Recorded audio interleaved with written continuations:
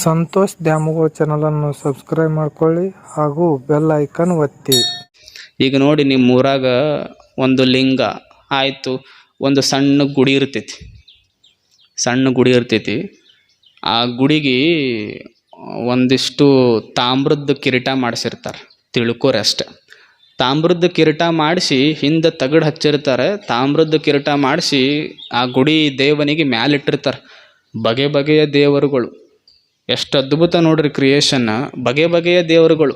ಹೊರತ್ಯಾಗಿರೋದೂ ಲಿಂಗಾನೇ, ಕಾಶಿ ಒಳಗಿರೋದೂ ಲಿಂಗಾನೇ. ಕಾಶಿ ಒಳಗಿರೋದು ಲಿಂಗ ಬ್ಯಾರೆ, ಹೊರ್ತಿ ಒಳಗಿರೋದು ಲಿಂಗ ಬ್ಯಾರೆ.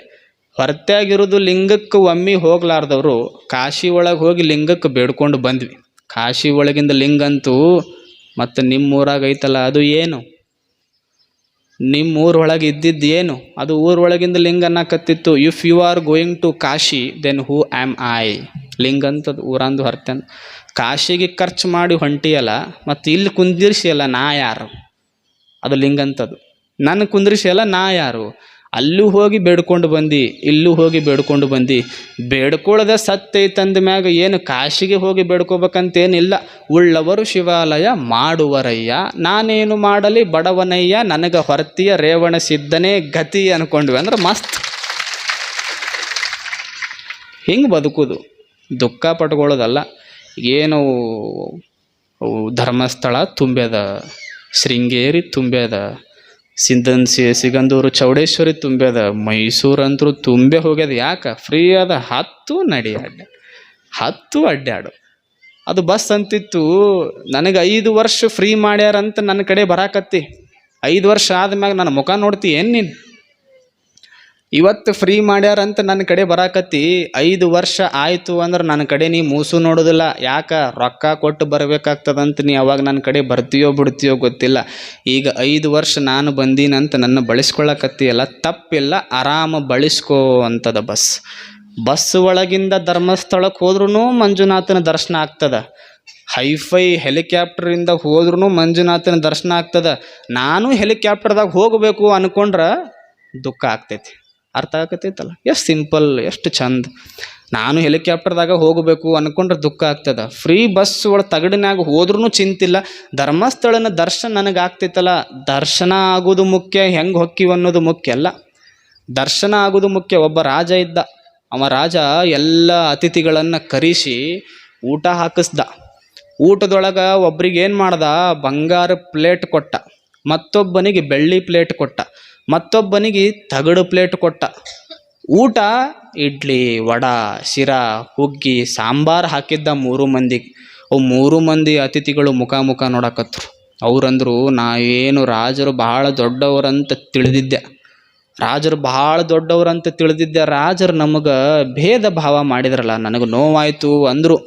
ಹೋಗಿ ರಾಜರಿಗೆ ಕೇಳಿದರು, ಏನಾಯಿತು? ನನಗೆ ನೋವಾಯ್ತು ರೀ. ಅವು 3 ಜನ ಅಂದರು. ಅವರು, ಅಲ್ಲ, ಒಬ್ಬವ ಸೂಟು ಬೂಟು ಹಾಕ್ಕೊಂಡು ಬಂದನಂತ ಅವನಿಗೆ ಬಂಗಾರದ ಪ್ಲೇಟ್ ಕೊಟ್ಟಿರಿ.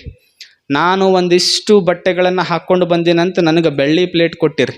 ಮತ್ತು ಇದು ಪಾಪ ಹರಕ ಬಟ್ಟೆ ಹಾಕ್ಕೊಂಡು ಬಂದೈತಿ ಅಂತ ಇವನಿಗೆ ತಗಡು ಪ್ಲೇಟ್ ಕೊಟ್ಟಿರಲ್ಲ, ಇದು ಯಾವ ನ್ಯಾಯ ಅಂದರು ಪ್ರಜೆಗಳು.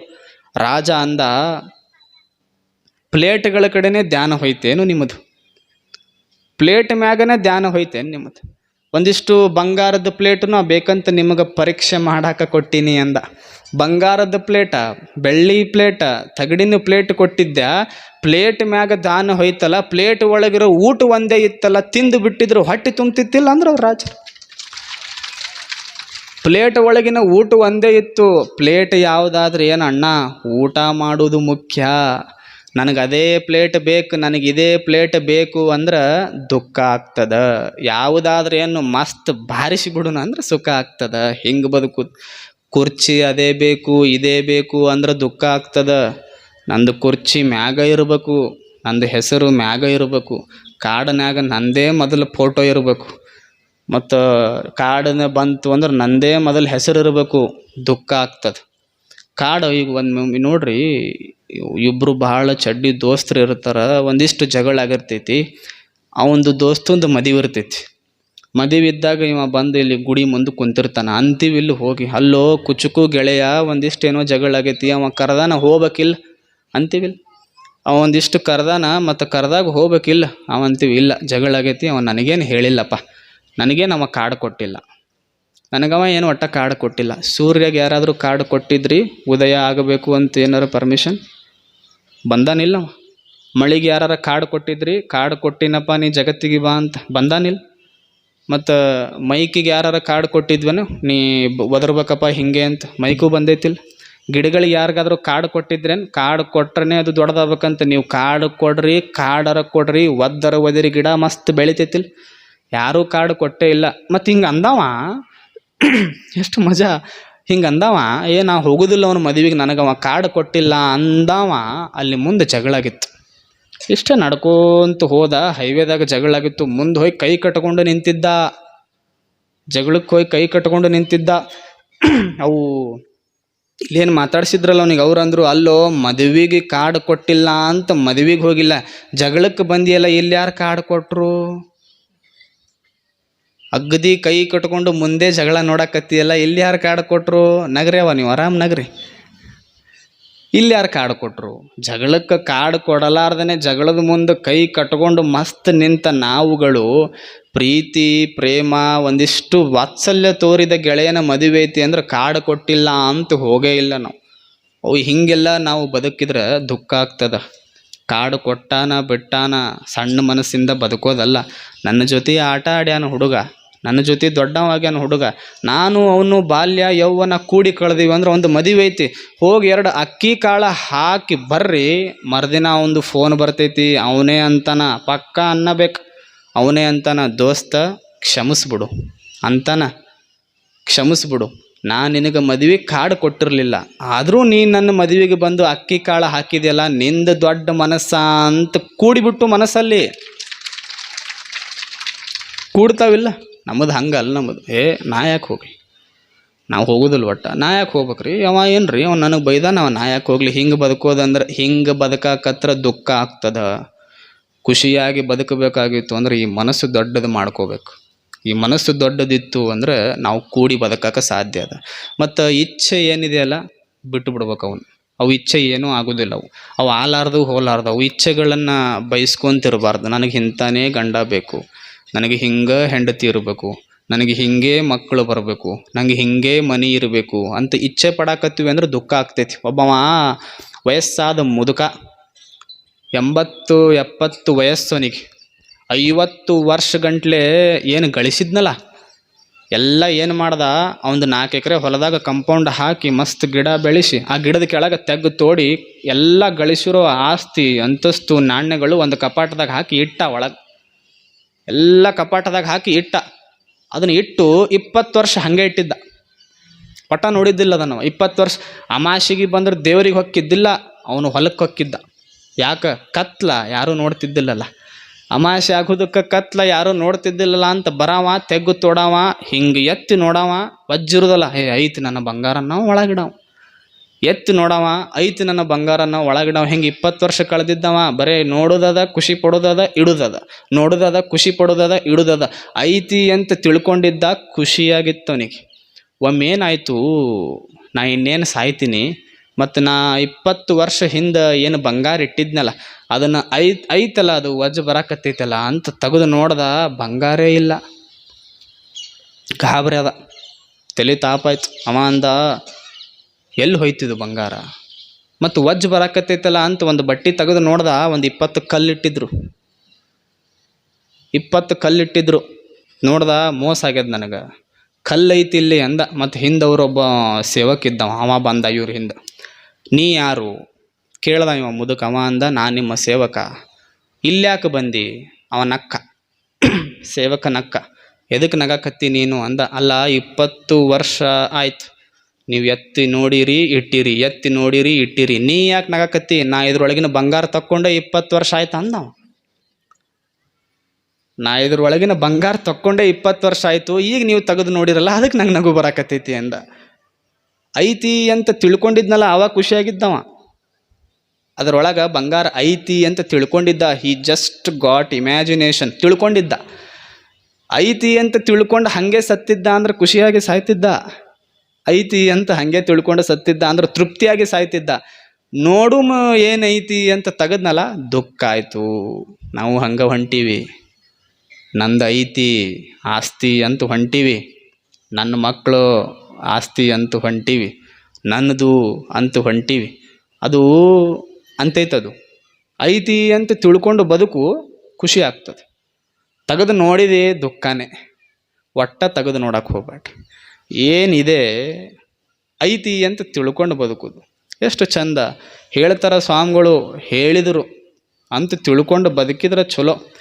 ಅದರೊಳಗೆ ಏನೈತಿ ಏನಾದ ಇಲ್ಲ ಅಂತ ತಲೆಬ್ಯಾನಿ ನಮಗೆ ಯಾಕದು. ಏನಿದೆ ಅಂತ ತಿಳ್ಕೊಂಡು ಬದುಕಿದು ಬಿಟ್ರೆ ನಮ್ಮ ಬದುಕು ಸಾರ್ಥಕತೆ ಆಗಕ್ಕೆ ಸಾಧ್ಯ. ಹಿಂಗೆ ಬದುಕೋದಷ್ಟೆ. ಒಂದು ದೀಪ ನೋಡಿ, ದೀಪಕ್ಕೆ ಬತ್ತಿ ಇಲ್ಲ ಅಂದ್ರೆ ದೀಪ ಬೆಳಗೋದಿಲ್ಲ, ದೀಪಕ್ಕೆ ಎಣ್ಣೆ ಇಲ್ಲ ಅಂದ್ರೆ ದೀಪ ಬೆಳಗೋದಿಲ್ಲ, ಮತ್ತು ದೀಪಕ್ಕೆ ಪಣತಿ ಇಲ್ಲ ಅಂದ್ರೂ ದೀಪ ಬೆಳಗೋದಿಲ್ಲ. ಅವು ದೀಪ ಬೆಳಗಬೇಕಾಗಿದ್ರೆ ಎಣ್ಣೆ, ಬತ್ತಿ, ಪಣತಿ ಅಲ್ಲ, ಅದು ಹಣತಿ ಏನಂತಾರೆ, ಪಣತಿನೇ ಅಲ್ಲ. ಪಣತಿ ಬಂಗಾರದ್ದಾದ್ರೇನು, ಪಣತಿ ಮಣ್ಣಿನದ್ದಾದ್ರೇನು. ಬಂಗಾರದ ಪಣತಿನೂ ದೀಪನಾಗ ಬೆಳಕ ಕೊಡೋದು ನಮಗೆ, ಮತ್ತು ಮಣ್ಣಿನ ಪಣತಿನೂ ಬೆಳಕ ಕೊಡೋದು. ನಾವು ಯಾವಾಗಲೂ ಬಳಸೋ ಎರಡು ವಸ್ತುಗಳು ಏನು, ಒಂದು ಕಸಬರ್ಗಿ, ಒಂದು ದೀಪ. ಅದು ಕಸಬರ್ಗಿ ಅಂತೂ ಮನುಷ್ಯ ಎಷ್ಟು ಕೆಟ್ಟವ ನೋಡು. ಮುಂಜಾನೆ ಆದ್ರಷ್ಟೇ ನನ್ನ ನೆನೆಸ್ತಾನ, ಕಸ ಬಿದ್ರಷ್ಟೇ ನನ್ನ ನೆನೆಸ್ತಾನ, ಉಳ್ಕಿದ ಟೈಮ್ದಾಗ ನನ್ನ ಮೂಲ್ಯಾಗ ಒಗೆದಿರ್ತಾನೆ. ಅದು ದೀಪ ಅಂತೂ ನಿಂದು ಬಿಡೋ, ರಾತ್ರಿ ಆದ್ರಷ್ಟೇ ನನ್ನ ನೆನೆಸ್ತಾನ. ಮುಂಜಾನೆ ಆಯಿತು ಅಂದ್ರೆ ನಾ ಆರಿನೋ ಬಿಟ್ಟಿನೋ ಎಣ್ಣೆ ಅದು ಅಂತನೂ ನನ್ನ ನೋಡೋದಿಲ್ಲ. ಮತ್ತು ಕಸಬರ್ಗಿ ಅಂತೂ ನನ್ನ ಮೂಲ್ಯಾಗ ಒಗದಾನಂತ ದುಃಖ ಪಡೋದು ಬೇಡ, ನಿನ್ನ ರಾತ್ರಿ ನೆನೆಸಾನಂತ ದುಃಖ ಪಡೋದು ಬೇಡ. ಬೆಳಗ್ಗೆ ಆದ್ರೆ ನಾ ರಾಜ, ರಾತ್ರಿ ಆದ್ರೆ ನೀ ರಾಜ, ಹಿಂಗೆ ಅನ್ಕೊಂಡು ಬದುಕೂನು ಅಂದು ಗೊತ್ತಾಕತೈತಲ್ಲ. ಹಿಂಗೆ ತಿಳ್ಕೊಂಡು ಬದುಕೋದು. ಮತ್ತದು ಬತ್ತಿ ಅಂತೂ ನಾ ಶ್ರೇಷ್ಠ, ನಾ ದೊಡ್ಡವ. ಎಣ್ಣೆ ಅಂತೂ ನಾ ದೊಡ್ಡವ, ನಾ ಇಲ್ಲ ಅಂದ್ರೆ ನಡೆಯೋದಿಲ್ಲ. ಮತ್ತದು ದೀಪ ಏನಿತ್ತಲ್ಲ, ಪಣತಿ ಏನಿತ್ತಲ್ಲ, ಅದು ಇವ್ರು ಜಗಳ ನೋಡಕತ್ತಿತ್ತು. ಅದು ಆಡ್ರಿ ನೀವು ಎಷ್ಟು ಜಗಳ ಆಡ್ತೀರಿ ಮಕ್ಕಳೇ. ಅದು ಬತ್ತಿ ನಾ ಭಾರಿ ಅನ್ನೋದು, ದೀಪನೂ ನಾ ಭಾರಿ ಅನ್ನೋದು. ಇದು ಏನು ಎರಡು ಜಗಳ ನೋಡಿಕೊಂಡು ಪಣತಿ ಟಬಕ್ಕನ್ನು ಹೊಳಿ ಬಿಡ್ತೀನಿ.